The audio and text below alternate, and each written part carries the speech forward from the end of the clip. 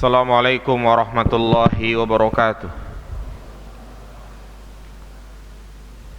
Innal hamdalillah nahmaduhu wa nasta'inuhu wa nastaghfiruh wa na'udzu billahi min shururi anfusina wa min sayyiati a'malina.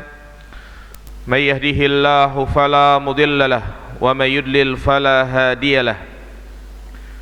Asyhadu an la ilaha illallah wahdahu la syarika lah wa asyhadu anna Muhammadan abduhu wa rasuluh la nabiyya ba'da. Allahumma salli ala Muhammad wa ala ali Muhammad. Qala Allah ta'ala fil Qur'anil Karim, ya ayyuhalladzina amanu taqullaha haqqa tuqatih wa la tamutunna illa wa antum muslimun. Wa qala an-nabiy sallallahu alaihi wasallam, fa inna asdaqal hadisi kitabullah wa khairal hadi hadi Muhammadin sallallahu alaihi wasallam wa syarrul umuri muhdatsatuha fa inna kulla muhdatsatin bid'ah fa inna kulla bid'atin dhalalah wa kulla dhalalatin finnar. Ayyuhal ikhwah rahimani wa rahimakumullah, kembali kita akan melanjutkan kajian rutin kita membahas kitab Tauhid li Syekh Muhammad bin Abdul Wahhab rahimahullahu ta'ala. Pembahasan yang sedang kita bahas masih pada bab yang kedua, Fadlu Tauhid wa ma yukaffiru minaz dzunub, keutamaan tauhid dan dosa-dosa yang terampuni karena tauhid. Pada pertemuan sebelumnya kita telah menjelaskan dalil yang ketiga, yaitu di mana Rasulullah sallallahu alaihi wasallam menyatakan, fa innallaha harrama 'alan nar man qala la ilaha illallah yabtaghi bidzalika wajhallah. Sesungguhnya Allah Subhanahu wa taala mengharamkan neraka kepada orang yang mengucapkan kalimat la ilaha illallah dalam keadaan dia mengharapkan wajah Allah. Dalil yang ketiga ini, sebagaimana yang telah kita sampaikan, menunjukkan kepada kita tentang keutamaan tauhid, bahwa karena tauhid seseorang diharamkan masuk ke dalam neraka. Dan tahrim di sini ada dua macam, baik tahrimud dukhul atau tahrimul khulud, haram masuk neraka, artinya dia tidak akan tersentuh dari api neraka, atau yang kedua, di mana dia tidak akan kekal di neraka. Dan tentunya keutamaan ini bisa didapat jika dia memenuhi syarat-syarat la ilaha illallah. Berikutnya kita akan memasuki dalil yang keempat dari bab yang kedua, yaitu tentang keutamaan tauhid.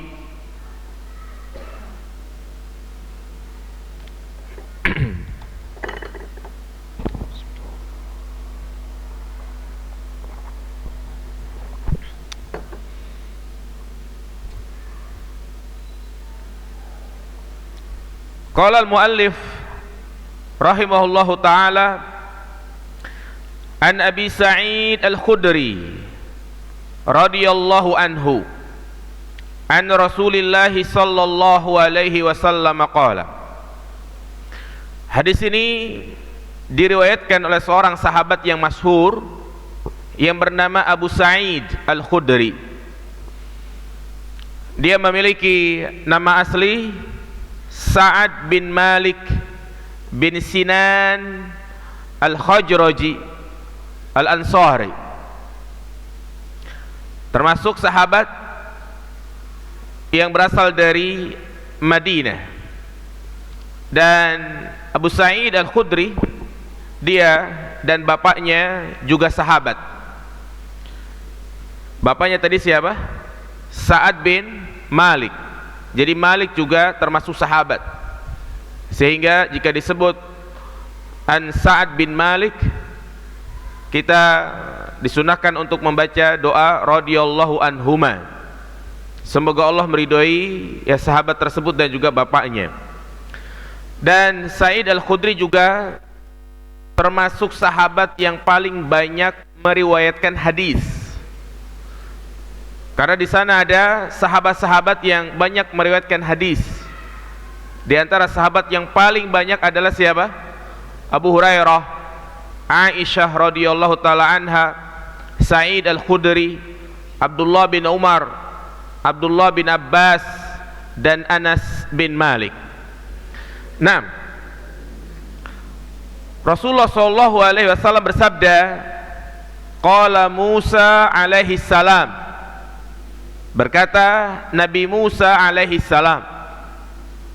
Nabi Musa ma'ruf, namanya adalah Musa bin Imran. Dia seorang nabi dan juga rasul yang diutus kepada kaum Bani Israel. Dan Nabi Musa juga dijuluki Kalimullah, yaitu orang yang diajak bicara oleh Allah Subhanahu wa taala. Dan di sana juga ada beberapa nabi yang pernah diajak bicara oleh Allah Subhanahu wa taala, yakni diajak bicara secara langsung. Selain Nabi Musa, siapa jemaah? Ada 3 nabi, Nabi Musa, Nabi Adam, dan Nabi kita Muhammad sallallahu alaihi wasallam. Iya, berkata Nabi Musa, ya Rabbi, alimni syai'an azkuruka wa ad'uka bihi. Wahai Rabbku, ajarkan kepadaku sesuatu yang dengan itu aku mengingatmu dan berdoa kepadamu. Qala qul ya Musa, Allah mengatakan kepadanya, ucapkanlah wahai Musa, la ilaha illallah, tidak ada ilah yang berhak diibadahi kecuali Allah. Lantas Nabi Musa mengatakan, ya Rabbi, kullu ibadika yaquluna hadza. Wahai Rabbmu, semua hambamu mengucapkan kalimat tersebut.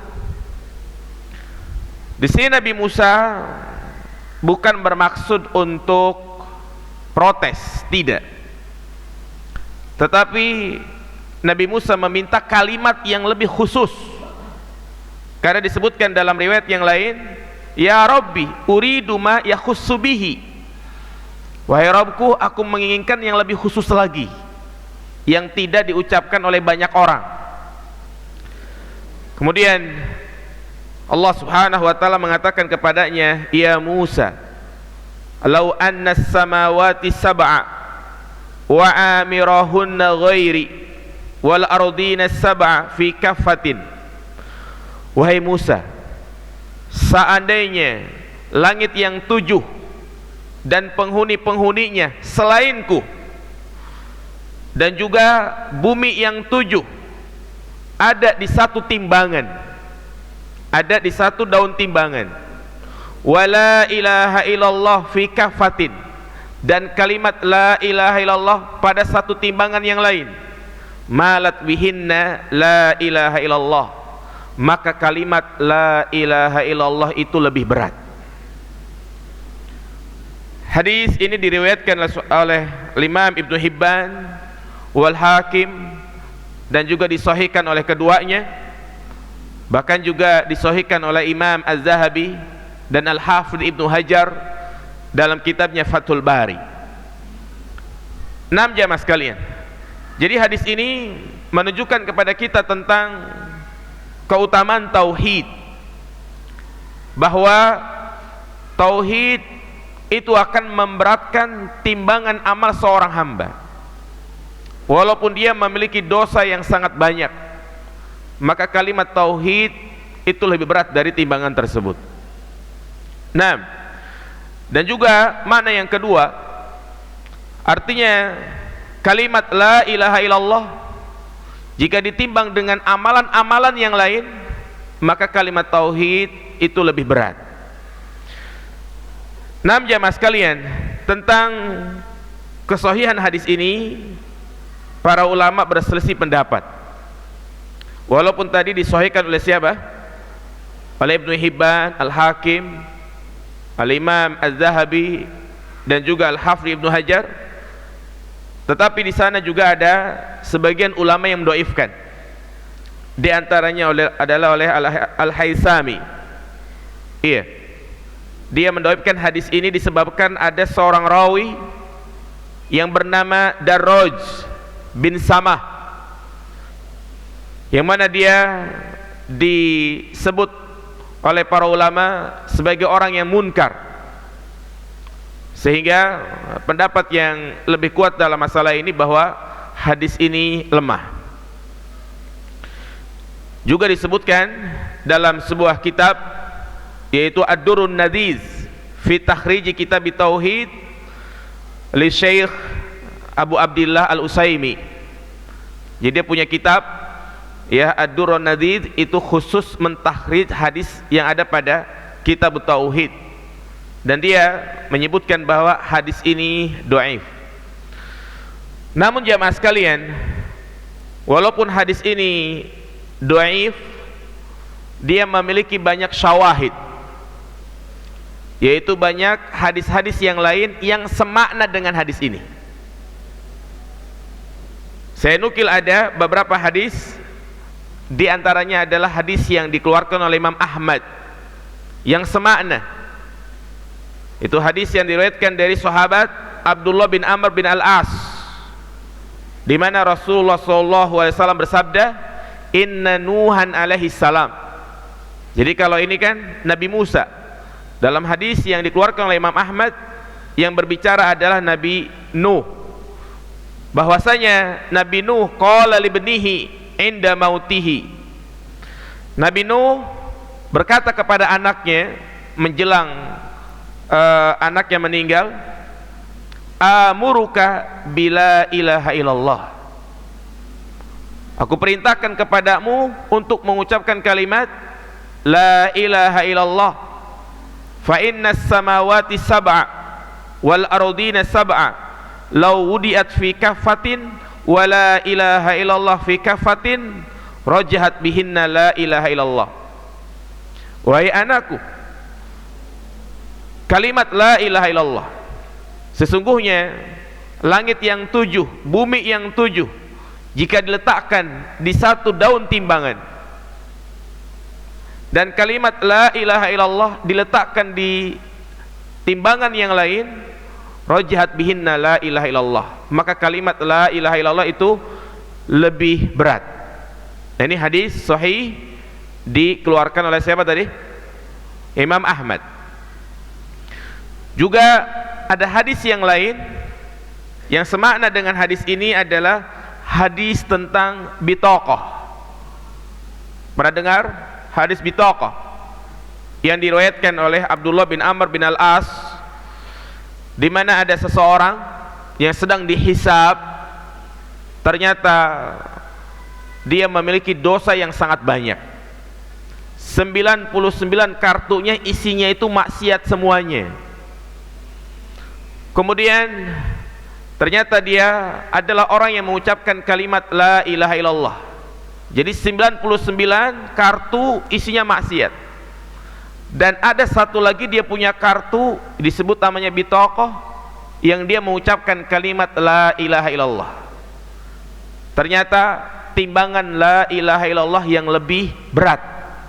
Artinya dosa-dosanya itu semua diampuni oleh Allah Subhanahu wa ta'ala. Nah, tentunya untuk memahami hadis ini, seperti apa yang sudah kita sampaikan pada pertemuan yang lalu, bukan hanya sekedar ucapan, bukan hanya sekedar kata-kata, harus terpenuhi syarat-syarat yang jumlahnya ada berapa itu? Ada 7. ya, harus terpenuhi semuanya. Jika tidak terpenuhi semuanya, maka ya kalimat tersebut tidak berlaku untuk mendapatkan keutamaan-keutamaan dari hadis ini. Juga di sana ada hadis yang lain yang menjelaskan keutamaan kalimat ini, itu hadis yang dikeluarkan oleh Imam Baihaqi dari sahabat Abdullah bin Amr bin Al-As. Rasulullah mengatakan, afdalu ma qultu ana wan nabiyyun min qabli la ilaha illallah wahdahu la syarikalah lahul mulku wa lahul hamdu wa huwa ala kulli syai'in qadir. Kalimat yang paling utama aku ucapkan dan juga para nabi sebelumku, yaitu kalimat la ilaha illallah wahdahu la syarikalah lahul mulku wa lahul hamdu wa huwa ala kulli syai'in qadir. Jadi intinya hadis ini walaupun dhaif memiliki syawahid yang sangat banyak, sehingga tidak menghilangkan dari faidah yang sangat utama dari hadis ini, yaitu bahwa tauhid menjadi sebab pengampunan dosa. Tauhid sebagai pemberat timbangan. 6. Ada beberapa fawaid, pelajaran penting yang bisa kita sebutkan dari hadis ini. Faedah-faedah yang saya ambil dari beberapa pensyarah kitab, di antaranya Al-Taisir Azizul Hamid, Al-Qaulul Mufid, kemudian juga Fathul Majid, dan juga syarah-syarah yang lainnya. Faedah yang pertama jamaah sekalian,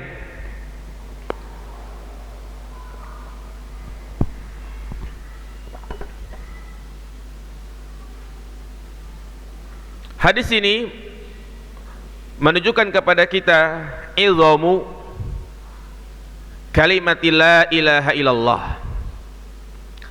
keagungan kalimat la ilaha illallah, dan juga keutamaan kalimat tersebut,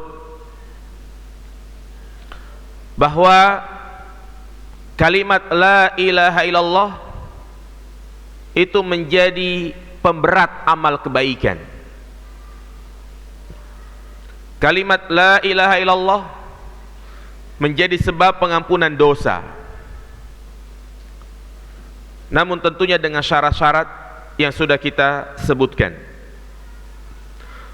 Maka dari perkataan Nabi Musa di sini, di mana dia meminta kepada Allah untuk diajarkan sebuah kalimat yang dengan kalimat tersebut ia ingin gunakan untuk apa jemaah? Untuk apa? Untuk berzikir. Nabi Musa kan mengatakan, ya Rabbi alimni syai'an adzkuruka wa ad'uka. Wahai Rabbku, ajarkan kepadaku sesuatu yang dengan kalimat tersebut aku gunakan untuk berzikir kepadamu dan berdoa kepadamu. Yaitu diajarkan oleh Allah kalimat apa? La ilaha illallah.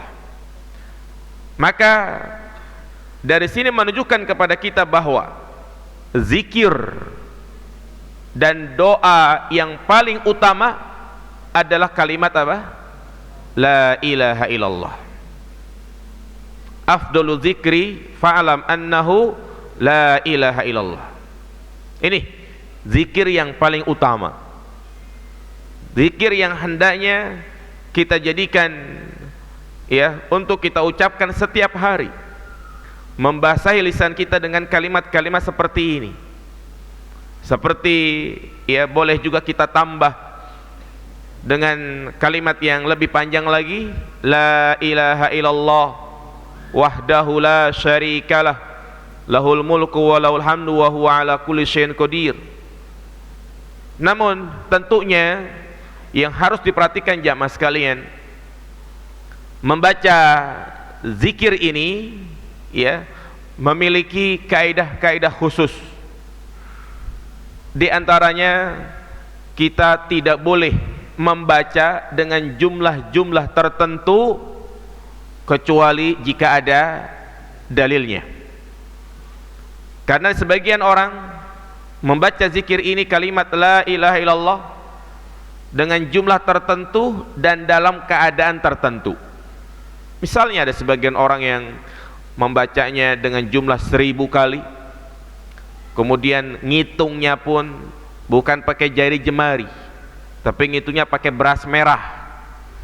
Ya, jadi siangnya itu berasnya dihitung dulu tuh, malamnya digunakan untuk menghitung zikir. Ya, ada juga berzikir dengan cara dia tidak memakai baju.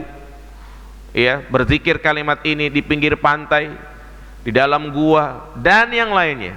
Tentu ini semua yang tadinya menjadi zikir yang paling utama berubah menjadi amalan yang paling hina, yaitu kebid'ahan. Nah, dan juga jamaah dirahmati Allah Subhanahu wa taala, zikir la ilaha illallah itu menjadi kalimat zikir yang paling utama jika diucapkan dengan sempurna. La ilaha illallah, bukan hanya mengucapkan kalimat Allah, Allah, Allah, atau juga dengan kalimat apa? Hu, hu. Sampai ada tokoh sufi yang bernama Ibnu Arabi memiliki kitab berjudul Kitabu Hu. Iya, hu artinya kan isim domir yang kembali kepada Allah. Bahkan ketika seorang yang sedang sakratul maut, ya, bukan dilantunkan kalimat ini la ilaha illallah, tapi disuruh mengucapkan kalimat apa? Hu, hu. Apa ini gitu kan? Nah, dengan alasan khawatir kalau dia mengucapkan dengan kalimat yang lengkap la ilaha terhenti, berarti artinya apa? Tidak ada Tuhan. Maka ini kesalahan dalam berzikir. Yang tadinya itu merupakan kalimat yang paling utama berubah menjadi perbuatan yang paling hina, yaitu bid'ah. Yang tadinya kalimat tersebut bisa mengantarkan dia ke dalam surga, yang namanya bid'ah maka kebalikannya. Iya. Jadi ini faedah yang pertama, keutamaan dan keagungan kalimat la ilaha illallah yang bisa kita gunakan untuk berzikir.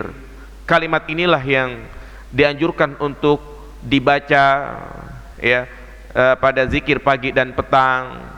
Demikian pula ketika kita melaksanakan ibadah umroh, berada di Bukit Sofa, di Bukit Marwa, ketika wukuf di Arafah dari pagi sampai sore, ini zikirnya la ilaha illallah wahdahu la syarikalah lahul mulku wa lahul hamdu wa huwa ala kulli syai'in qadir. Demikian pula apabila kita melihat ada orang yang sedang sakratul maut, maka mendekatlah, kemudian kita bisikkan di telinganya la ilaha illallah, terus sampai dia betul-betul mengucapkan kalimat ini. Kalau dia sudah mengucapkan, sudah berhenti, agar akhir dari ucapannya itu adalah kalimat la ilaha illallah. Jadi bukan disuruh pak nyebut apa itu kan. Nah, di antara pelajaran yang bisa kita petik dari hadis ini, fadlu Musa wa hirsuhu ala taqarrubi ilallah, keutamaan Nabi Musa dan semangatnya beliau dalam bertakarrub kepada Allah Subhanahu wa taala. Nah, di antara nabi yang wajib untuk kita imani, nabi dan rasul yang memiliki kedudukan tersendiri di sisi Allah Subhanallah, dia memiliki semangat yang sangat luar biasa di dalam beribadah. Dia minta langsung kepada Allah, ya, kalimat-kalimat yang itu bisa membuat Allah ridho kepadanya. Kemudian faidah dari hadis ini juga, annal ibadata la takunu illa bima syara'ahu wa laysa lil insani ay yabtadi'a fiha 'inda nafsihi. Perhatikan jamaah sekalian, ini faidah yang sangat penting dari hadis ini. Ibadah adalah wahyu dari Allah. Dikatakan ibadah adalah apa yang disyariatkan oleh Allah Subhanahu wa ta'ala. Ibadah itu bukan berasal dari manusia.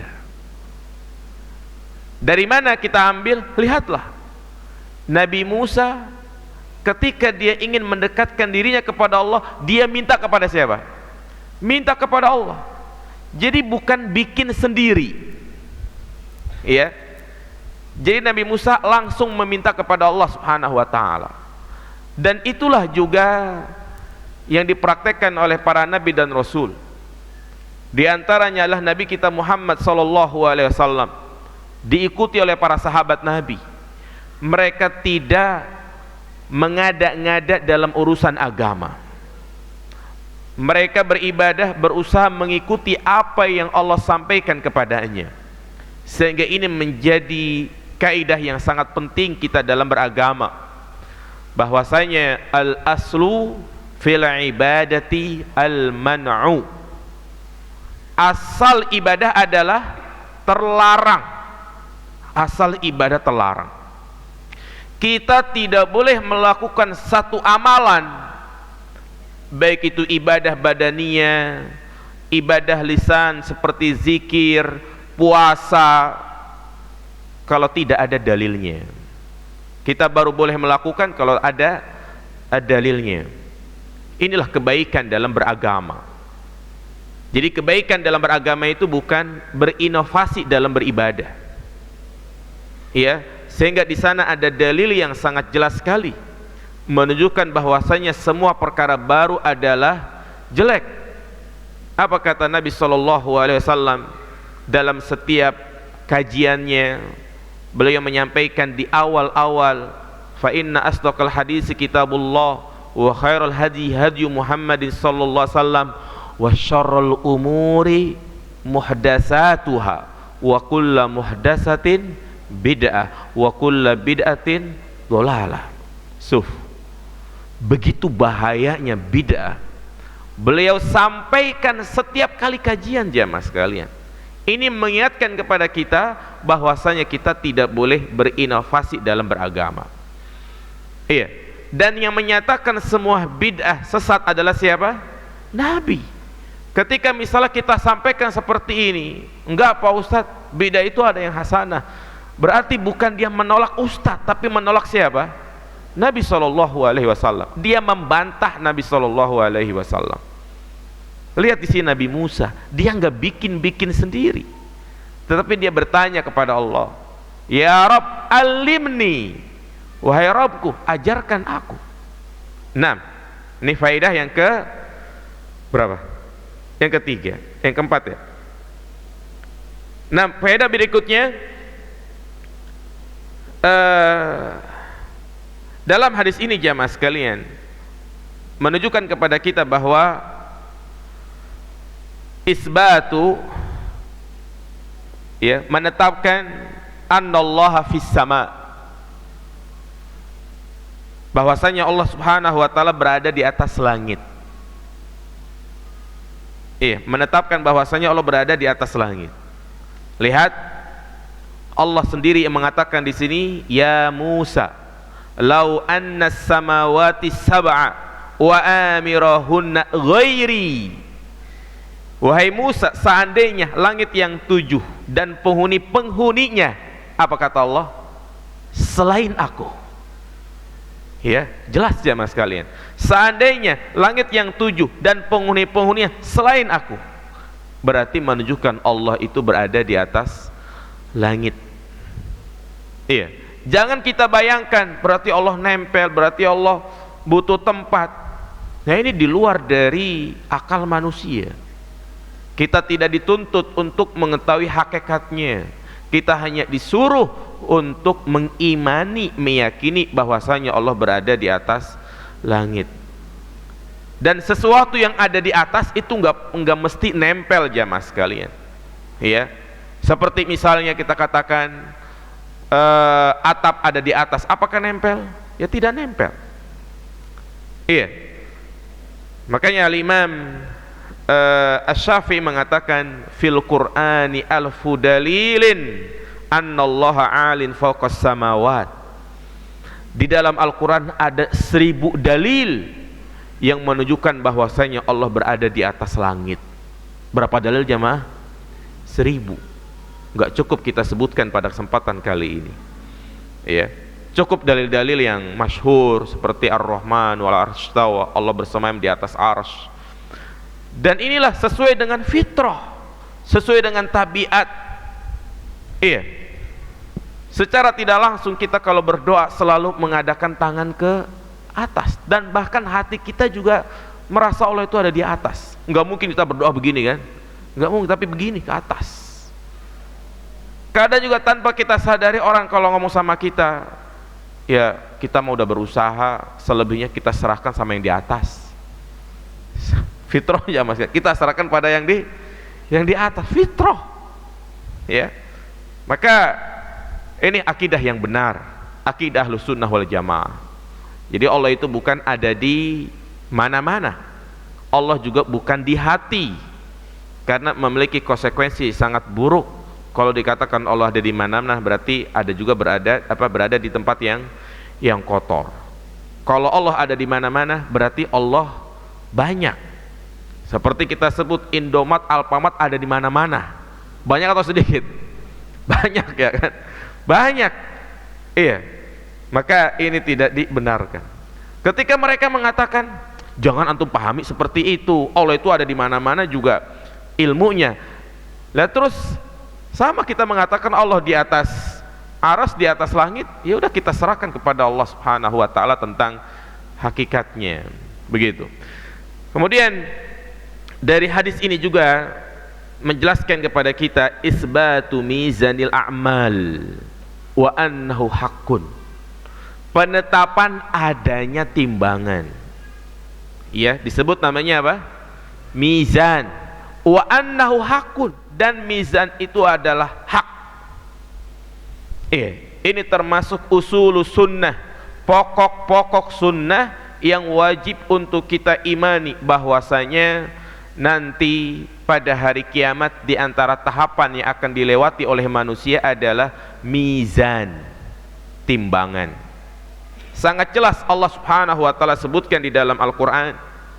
Ya, di antaranya surat Al-A'raf ayat 8, wal waznu yawma idzinil haq faman saqulat mawazinuhu faulaika humul muflihun wa man khaffat mawazinuhu faulaika alladziina khasiru anfusahum bima kanu biayatina yazlimun.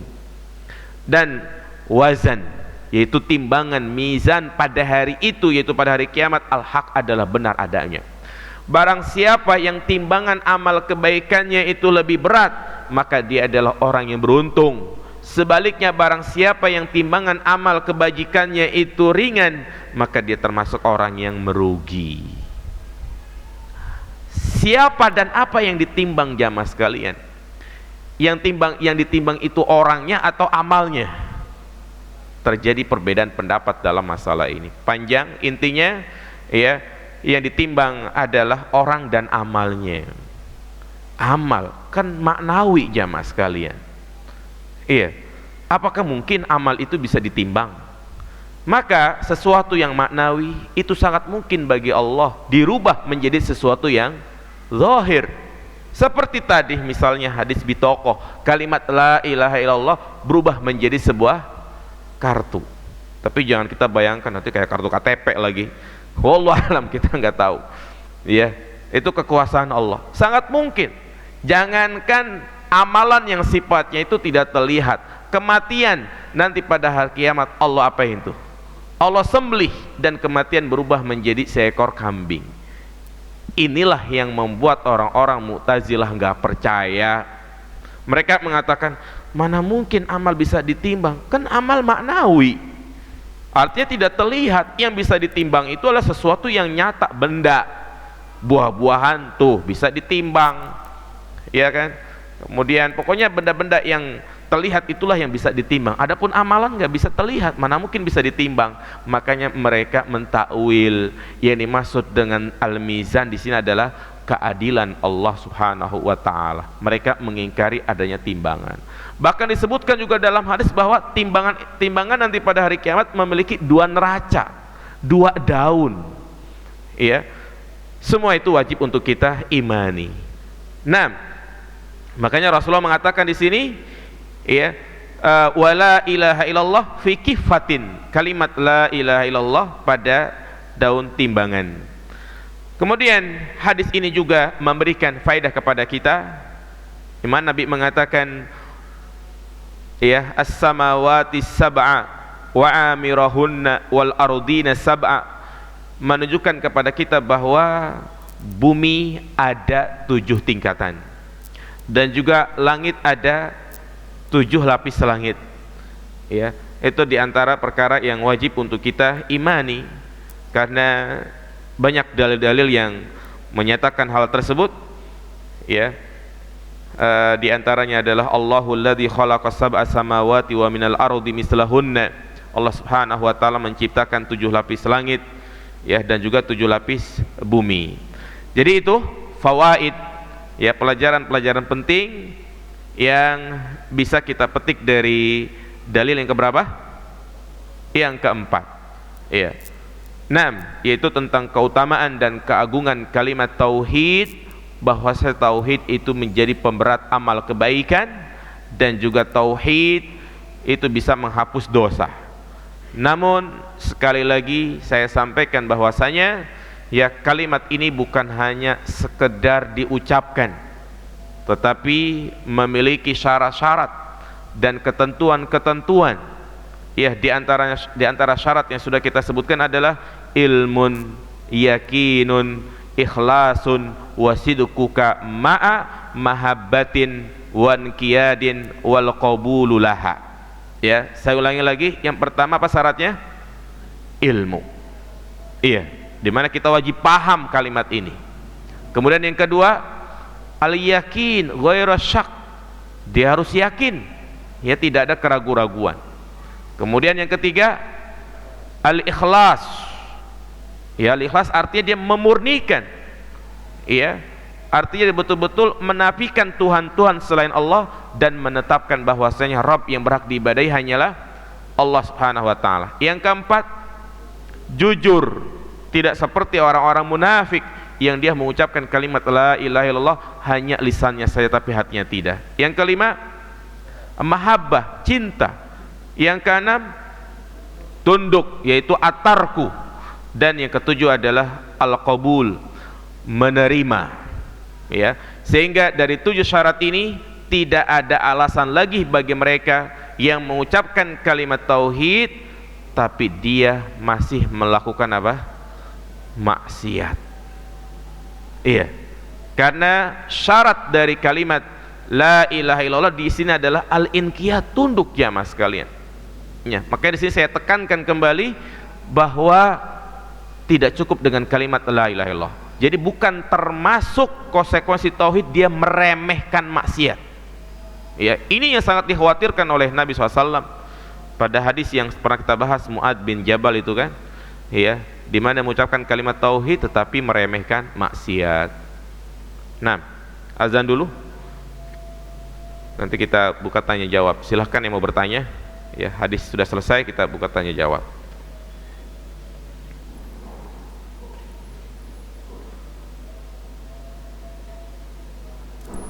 Ya.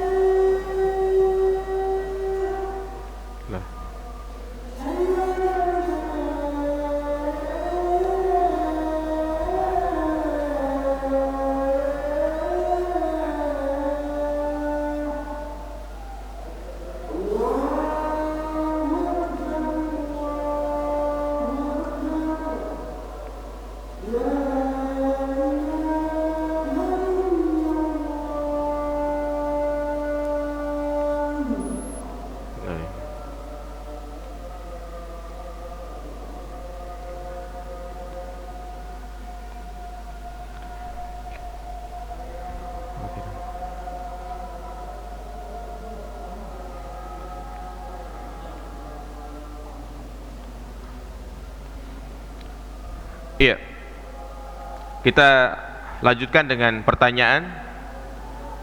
Di sini ada pertanyaan, mana yang lebih utama untuk diamalkan?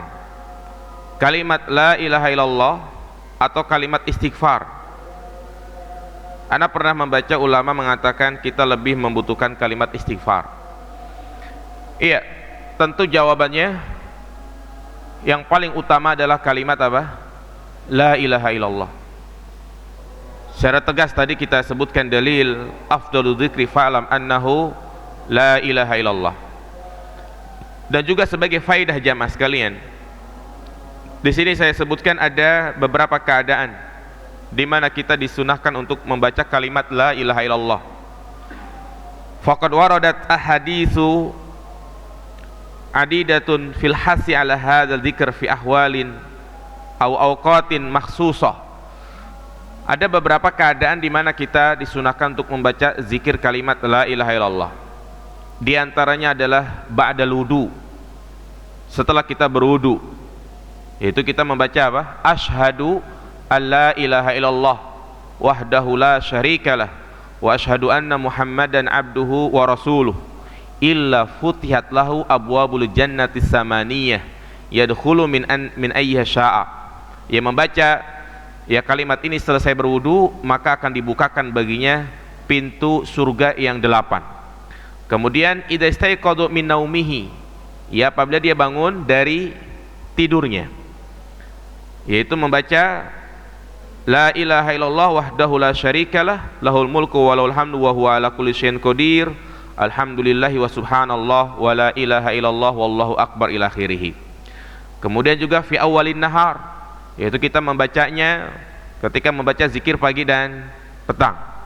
Kemudian juga ba'da salat, ya selesai salat kita baca zikir la ilaha illallah wahdahu la syarikalah lahul mulku wa lahul hamdu wa huwa ala kulli syai'in qadir. Kemudian indal kurab wad daik, ketika kita mendapat kesulitan, kesusahan, kana Nabi SAW yad'u indal qarbi, Nabi SAW selalu berdoa ketika dalam kesulitan, la ilaha illallah al-azimul halim, la ilaha illallah rabbus samawati wal ardi wa rabbul arsyil azim.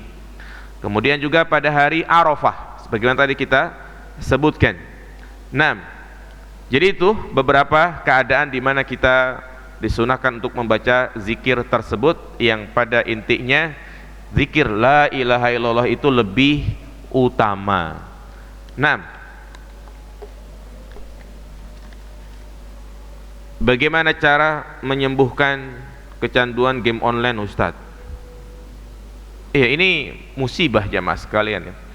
Ini penyakit yang harus disembuhkan, kebiasaan buruk yang harus dihilangkan, karena tentunya ini adalah perbuatan maksiat, perbuatan haram yang dia harus siap dimintai pertanggungjawaban oleh Allah Subhanahu wa taala, karena waktunya dia gunakan untuk hal yang tidak berguna.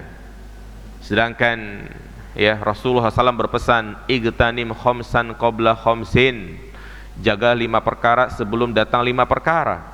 Ya, diantaranya adalah wa faraghaka qabla suglik, manfaatkanlah masa luangmu sebelum datang masa sempitmu. 6. Juga Rasulullah mengatakan ya tidak akan bergeser kedua kaki anak Adam sampai ditanya 4 hal, diantaranya adalah wa an umrihi fi ma'afnah. Maka bertaubatlah. Ya, ingat dalil-dalil yang menjelaskan kepada kita tentang orang yang mempergunakan waktu bukan pada tempatnya. Kemudian yang kedua jamaah sekalian, ya di antara kiat agar kita tidak kecanduan game seperti ini, maka langkah yang pertama, dia harus memaksakan dirinya, dia harus berjuang, dia harus berusaha sekuat tenaga. Hanya sekedar keinginan, hanya sekedar niat itu tidak cukup.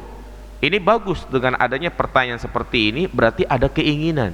Cuma hanya sekedar keinginan itu tidak akan tercapai. Dia harus mujahadah, berjihad. Berjihad yang paling afdal adalah berjihad melawan hawa nafsu. Dia harus memaksakan dirinya, dan dia hindari wasilah-wasilah yang menjurus ke arah sana. Misalnya kalau misalnya karena sebab HP yang bagus, maka HP-nya ganti, yang cukup bisa teleponan dan SMS-an saja. Atau yang kedua, kalau memang karena kuota gitu ya, maka ya sudah nggak usah diisi kuotanya. Kemudian jaringan wifi diputus-putusin pakai gunting gitu ya. Artinya ya ini wasilah yang menjurus ke arah sana, ya, menjurus ke arah sana. Dan juga ini termasuk bagian daripada judi, ya kan, ya, apalagi kalau dapat hadiah dan yang lainnya, ya itu.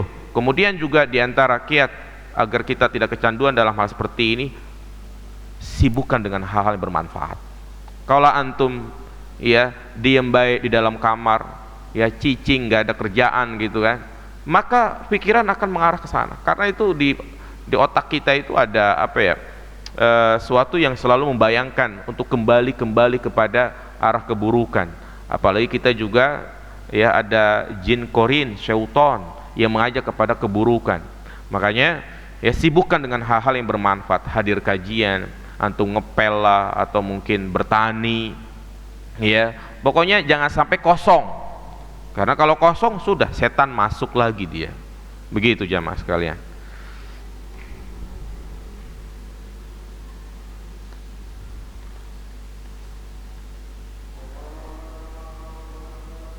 Tadi dijelaskan larangan menghitung zikir dengan beras merah.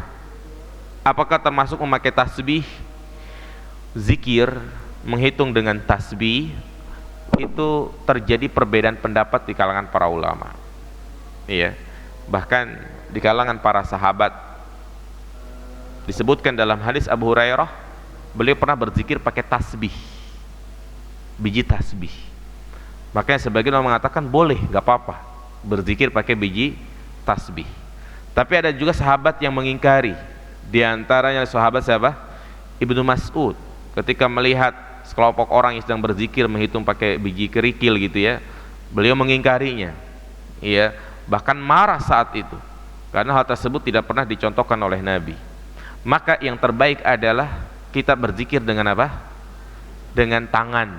Sehingga ini akan menjadi saksi pada hari kiamat. Iya.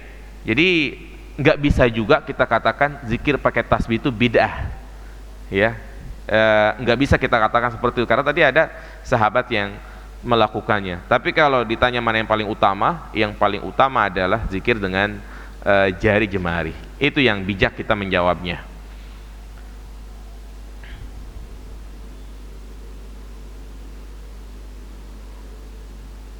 Bagaimana hadis bahwa matahari sujud di saat malam dikaitkan dengan hukum fisika bahwa matahari menjadi pusat tata surya bima satar, iya. Iya, udah cukup kita meyakini saja sama sekalian, mengimani. Iya. Jadi memang banyak pelajaran-pelajaran di fisika, di IPA yang seakan-akan bertentangan gitu ya, seperti apakah bumi yang mengelilingi matahari, apakah matahari yang mengelilingi bumi, ya kan? Ya, maka kita lebih mengedepankan dalil, ya. Walaupun itu kita belum menerimanya secara naluri. Sikap yang bijak adalah ya dia al-istislam, berserah diri, seperti yang dilakukan oleh Abu Bakar. Ketika orang-orang Quraisy mendatangi Abu Bakar dalam rangka untuk mementahkan apa yang diceritakan oleh Rasulullah SAW, peristiwa Isra dan Mi'raj, ya. Jadi tujuan mereka itu ingin jelek-jelekin Nabi. Apa kata Abu Bakar? Seandainya tembok itu warnanya putih dan Rasulullah bilang warnanya hitam, maka aku katakan tembok itu warnanya hitam. Subhanallah. Jadi ini keimanan yang sempurna, ya seperti itu. Nah, apa hukumnya orang yang suudzon? Dosa besar, ya, dosa besar.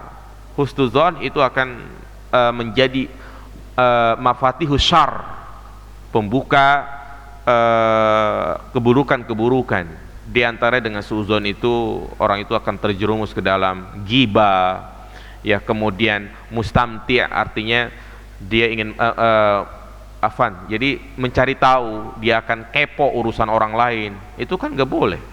Ya, kemudian Adapun suzon yang sifatnya untuk pendidikan seperti suzon kepada anak, ya, suzon ketika anak di dalam kamar ngapain, ya itu nggak masalah. Apalagi di zaman sekarang, orang tua harus curiga ketika anak di kamar terus, ya, internetan terus, ya, karena khawatir mereka melihat hal-hal yang bertentangan dengan syariat. Bagaimana seharusnya jika datang kajian sudah dimulai? Apakah kita sholat tahiyatul masjid atau langsung mendengarkan kajian? Sholat dulu, itu adabnya. Karena Rasulullah SAW ketika beliau berkhutbah, kemudian ada yang datang langsung duduk. Nabi bertanya, as-sholaita? Apakah engkau sholat 2 rakaat? Belum. Sholi rakaatain, sholat 2 rakaat. Jadi adabnya ketika kajian sudah dimulai, maka tetap disunahkan sholat 2 rakaat. Demikian, semoga kajian ini bermanfaat. Insyaallah kita akan lanjutkan pertemuan yang akan datang, dalil yang ke-5, 6. Subhanakallahumma bihamdika asyhadu an la ilaha illa anta astaghfiruka wa atubu ilaik. Assalamualaikum warahmatullahi wabarakatuh.